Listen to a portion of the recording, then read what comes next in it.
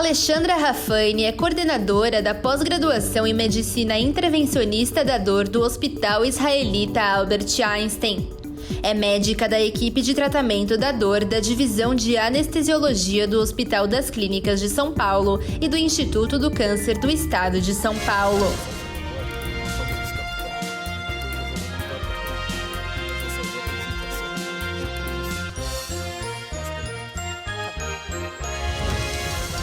Muito boa noite.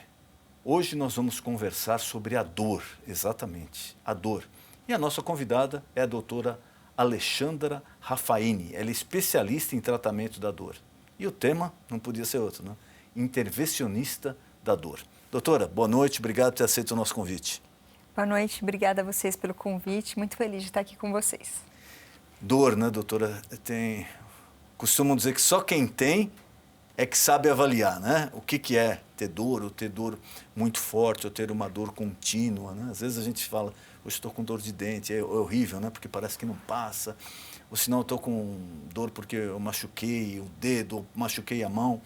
Mas o que vem a ser, pelo começo, aqui como leigo, né? Começar, o que define a dor? O que é a dor? A dor é uma experiência que ela é descrita pelo paciente. Então, o que o paciente diz ser dor é o que de fato é. Porque ela é muito individual. O que pode ser dor para você, para mim não é. E a gente tem que respeitar realmente é o relato da pessoa, é o que ela diz sentir. Então, essa é uma experiência, na verdade, sensitiva, desagradável, que ela pode referir em qualquer parte do corpo. Qual é a mensagem? Onde ela se origina? No cérebro que ele manda, o impulso? Como acontece quando a pessoa fala, tá me doendo a mão? Como é que é esse mecanismo? Como ele começa? Então, existem vários tipos de dor. E cada tipo de dor vai ter uma transmissão de uma maneira diferente. Na maior parte das dores que a gente enfrenta no dia a dia, aí são dores de, por exemplo, dar um tropeção ou bater o pé no canto da mesa. Esse tipo de dor, o estímulo doloroso, ele se inicia no lugar aonde que teve o trauma e aí ele caminha pelo nervo em direção à nossa coluna, entra lá dentro da medula e daí caminha para o cérebro, onde ela é de fato sentida. Então tem todo esse mecanismo, se você bater o dedo numa porta, alguma coisa, ele atravessa praticamente, o pé, né? Se você bater o pé numa porta, ele praticamente atravessa o corpo inteiro, a medula, até chegar no cérebro para receber essa mensagem da dor. Onde ela é entendida mesmo como dor, quando esse sofrimento realmente ele é entendido pelo corpo. E da dor, doutora? As pessoas muitas vezes com doenças que têm, pelo menos ao nosso ver, né, que aflige mais é aquela dor contínua, intermitente, né, que não passa, melhora um pouco, depois piora. Como a pessoa, além do medicamento, lógico, mas como a pessoa pode administrar isso? Porque deve ser uma coisa terrível, a pessoa ter uma dor durante muito tempo, muitos dias, muitos meses, às vezes até muitos anos. Como que a pessoa consegue administrar isso? Então, esse acho que é a maior mensagem que a gente deve passar. A pessoa ela não deve administrar isso, ela deve procurar tratamento, porque hoje em dia, maior parte dos casos de dores crônicas como essa, elas têm tratamento. Algumas elas não têm cura, mas elas têm controle, o paciente ele pode viver sim com conforto e tranquilidade durante sua vida, mesmo com a doença. Que é muito comum, às vezes a pessoa fala, eu conheço vários casos, olha, eu tenho uma dor nas costas, né, ou na coluna, ou no quadril, que já faz 20 anos que eu tenho, já faz 30 anos que eu tenho. E às vezes eu fico imaginando, como é que uma pessoa consegue ficar com isso tanto tempo? E às vezes a pessoa já procurou tratamento, mas existe algum tratamento assim, específico para a dor? Existem alguns tratamentos específicos. Nós temos desde tratamentos medicamentosos, com medicamentos que eles foram criados para tratar dores crônicas, dores de difícil controle, como a gente tem procedimentos específicos para tratar dor. Que aí vem a medicina intervencionista da dor contribuir, ser uma ferramenta tanto no diagnóstico quanto no tratamento desse tipo de dor.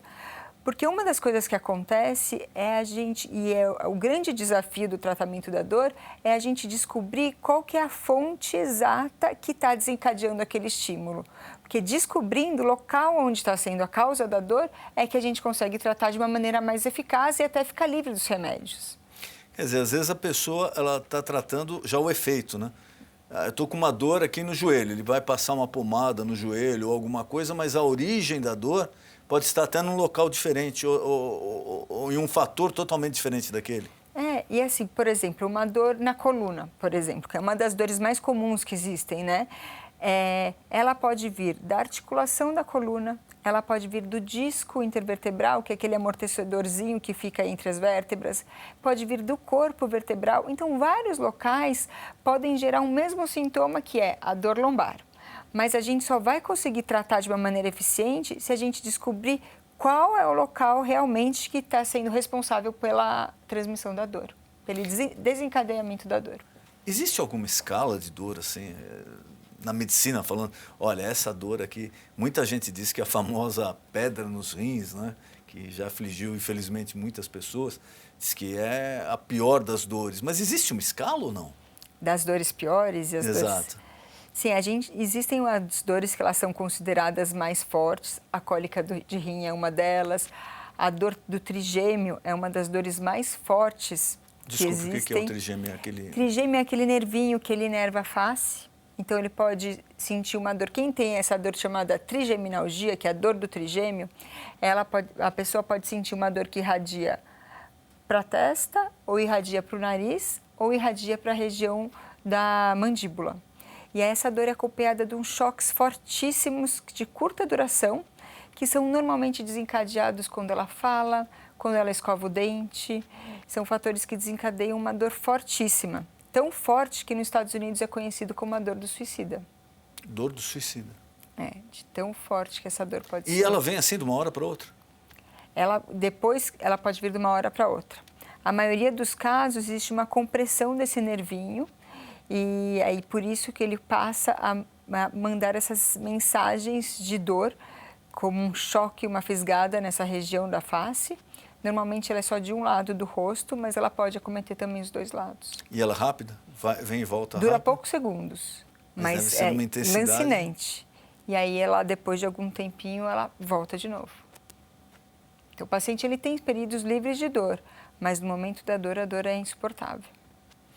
E para se prevenir, né?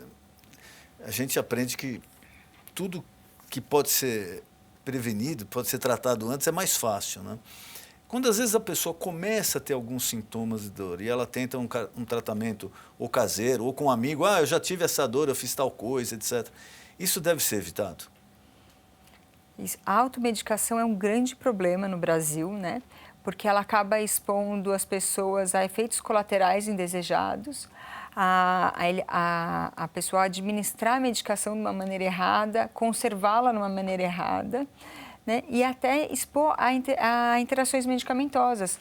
Às vezes ele toma alguma coisa em casa e não sabe que acaba interferindo na absorção ou na metabolização de um outro medicamento que ele passa tomando por uma indicação de um amigo ou de algum colega. Esse intervencionismo, né, que a senhora falou, na dor especificamente, por exemplo, a pessoa procura a senhora, um outro médico especializado nessa área e fala, olha, eu estou com uma dor aqui no ombro, que já está perdurando, eu já tentei tomar um analgésico, já tentei isso e aquilo. Qual o primeiro passo? Através de exames, se verificar alguma coisa, o dia a dia da pessoa, como funciona? Então, por exemplo, uma dor no ombro, como você mesmo disse. A primeira coisa é passar por uma anamnese, que é aquela entrevista com o médico, saber direitinho quais são os fatores que desencadeiam, como começou, o que piora, como melhora essa dor. Depois disso é fazer uma avaliação, né, um exame físico minucioso, porque não existe nenhum exame que substitua uma avaliação clínica, todos os testes provocativos.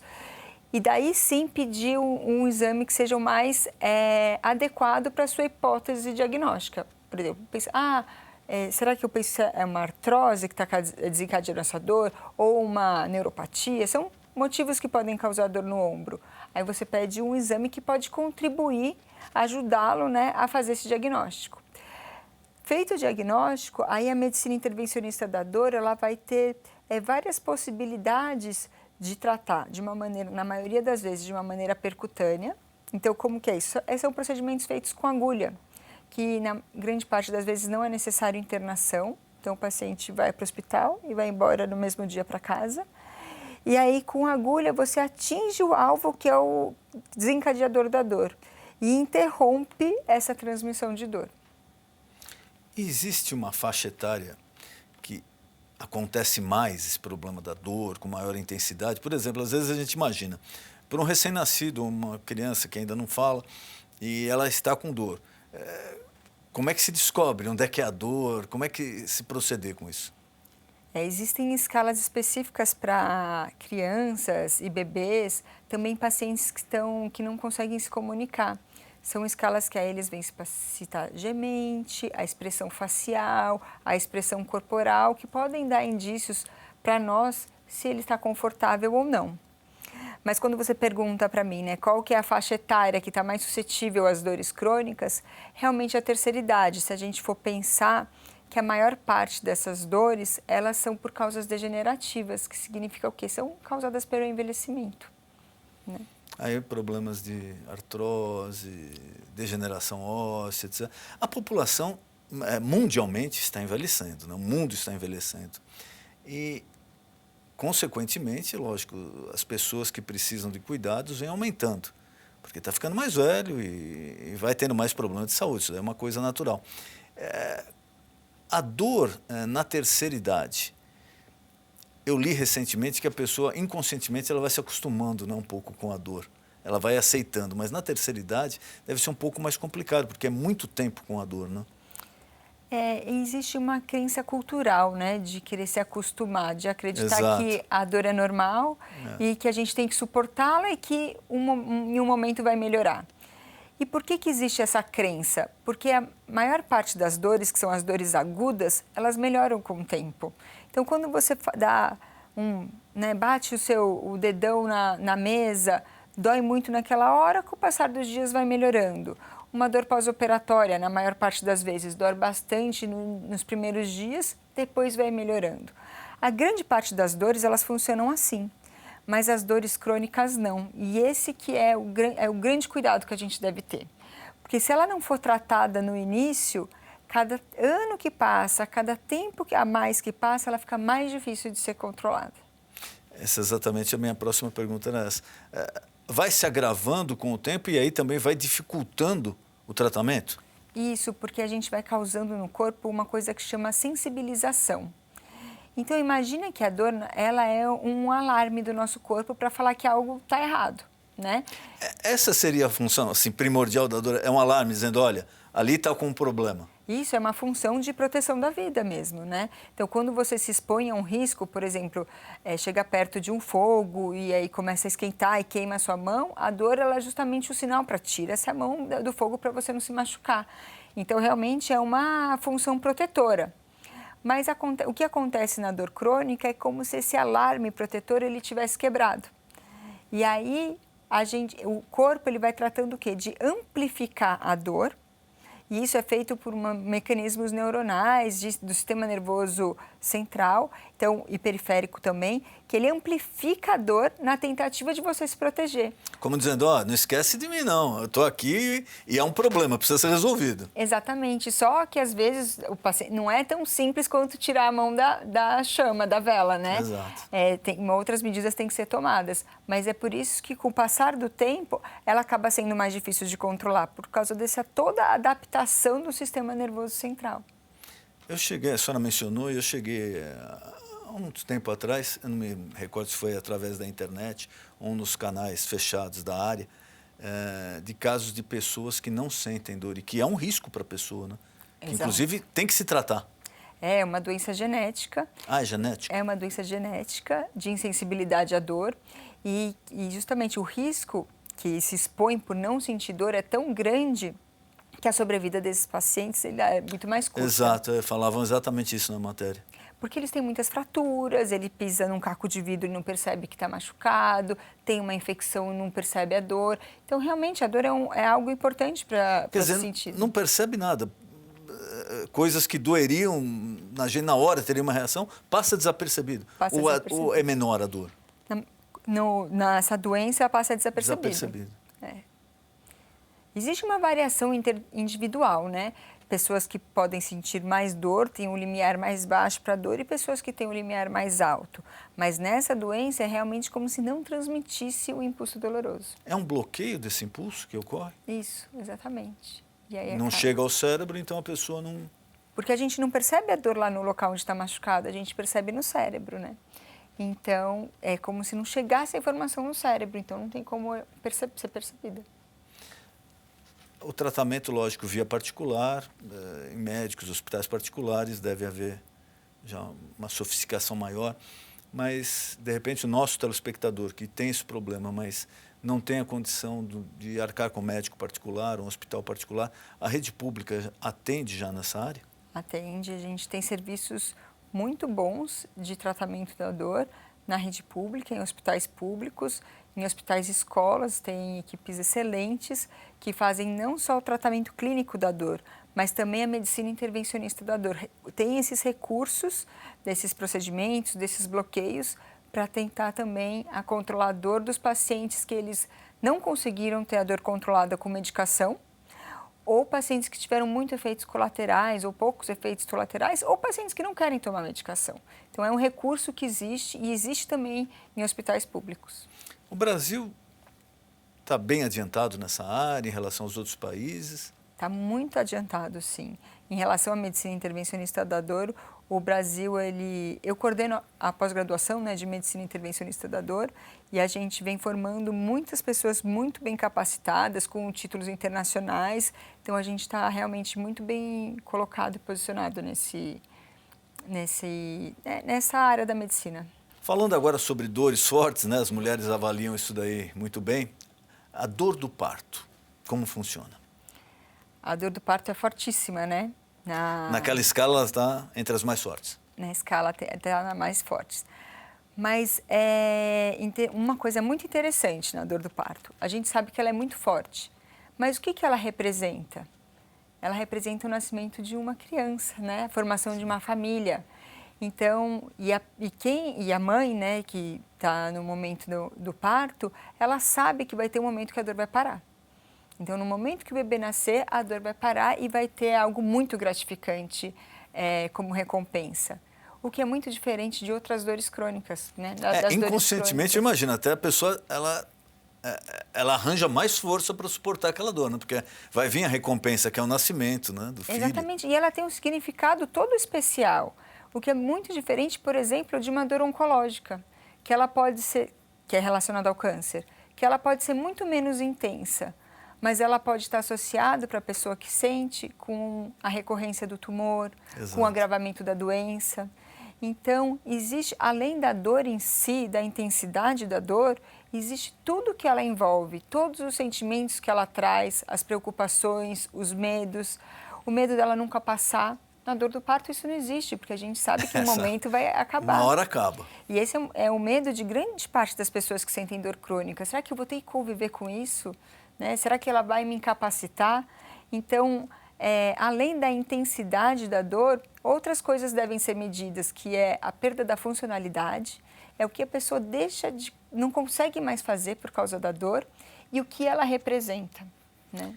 Será que essa seria uma das razões, principalmente aqui no Brasil, né? Porque nos Estados Unidos e Europa não acontece muito, mas aqui no Brasil a cesariana, né, é a grande maioria do parto. Será que em função, a mulher opta em não ter o parto natural pela dor?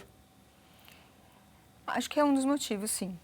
Mas acho que também além de não querer ter a dor, o medo de ter algum problema no nascimento, no parto normal, mas isso vem sendo desmistificado, né? A gente está tendo cada vez mais uma incidência maior de partos normais, então acho que isso vem sendo superado também. E a endometriose? Eu queria que a senhora falasse um pouquinho, primeiro explicasse e falasse sobre isso. A endometriose. A endometriose ela é uma das causas de dores pélvicas, mas é importante a gente elucidar e deixar claro que ela não é a única causa de dor pélvica. Isso por quê? Porque toda vez que um paciente tem dor pélvica, acho que é endometriose. Mas não é sempre assim, a gente tem várias causas. Tem causas também de dores relacionadas a órgãos, que a endometriose. dores devido aos nervinhos que inervam a região pélvica, que eles acabam inflamando e desencadeando a dor. Dores musculares que podem levar à dor pélvica. Então, é importante a gente, como eu disse, diagnosticar a origem da dor. Porque se alguém que tem dor pélvica ficar tratando endometriose e a dor vir do músculo, ela não vai ter sucesso no tratamento, entendeu? Então, acho que mais uma vez eu dou ênfase nisso, da importância do diagnóstico nas dores crônicas. E a dor da endometriose é uma dor fortíssima, né? No início, ela é sentida de uma maneira relacionada com o período menstrual. Então, o paciente sente dor durante o período menstrual e depois tem períodos de alívio até o próximo ciclo.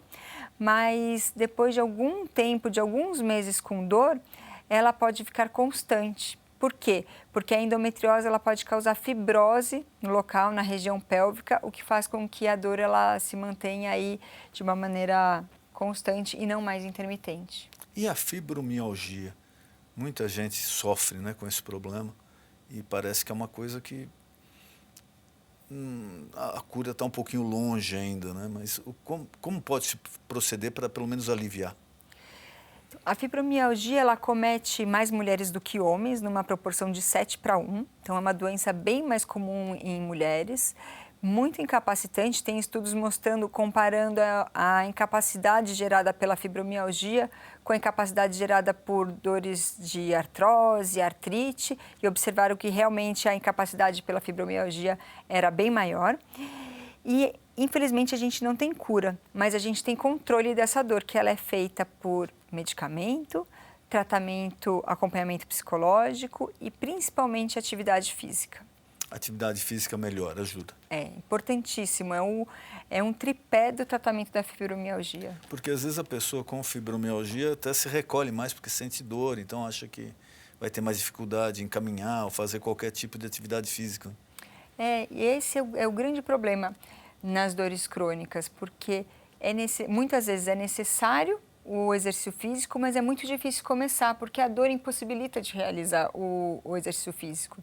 E aí que funciona muito bem as medicações e os procedimentos intervencionistas, porque eles bloqueiam a dor ou minimizam a dor para que a pessoa esteja apta e consiga fazer atividade. Doutora, eu queria mais uma vez agradecer a presença da senhora aqui. Nosso tempo está acabando, mas queria deixar em aberto algum recado, algum tema, algo que eu não perguntei, a senhora gostaria de falar ao nosso telespectador, por favor, fique à vontade. O recado que eu tenho para passar é que é importantíssimo o diagnóstico para o tratamento correto das dores crônicas. E sim, se você sofre de dor crônica, se você tem dúvida sobre o seu tratamento, sim, procure ajuda. A gente tem hoje muitas opções de tratamento para que possa te ajudar. Obrigado, doutora. Foi um prazer recebê-la. Obrigada, eu que agradeço. E se você quer assistir novamente a esse programa, pegou no meio do caminho, ou qualquer outro programa já veiculado, basta você acessar esse canal, o canal do YouTube que está aparecendo agora aí na sua tela. Nesse canal, que é o canal do programa no YouTube, você vai encontrar desde o primeiro programa até o mais recente. E ele é atualizado toda semana. E também você pode participar através das nossas mídias sociais, as redes sociais, através do Instagram e do Facebook. Não esqueça, o programa é sempre feito pensando em você. Programa Ponto de Equilíbrio. Boa noite.